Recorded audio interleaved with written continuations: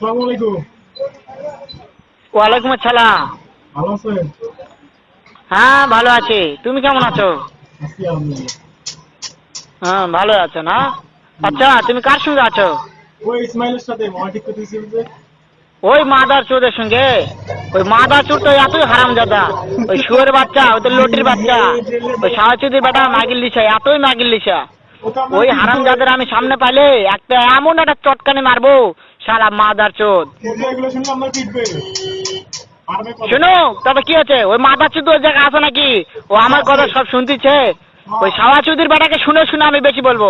শুয়োরের বাচ্চা, শুয়োরের বাচ্চাকে আমি একটা এমন একটা চটকানি মারবো, শালা শুয়োরের বাচ্চা, লটির বাচ্চা। মারবো আপনারে মারবো। বুঝছেন? তাই নাকি? ওই শুয়োরের বাচ্চা আমাকে মারতে চায়?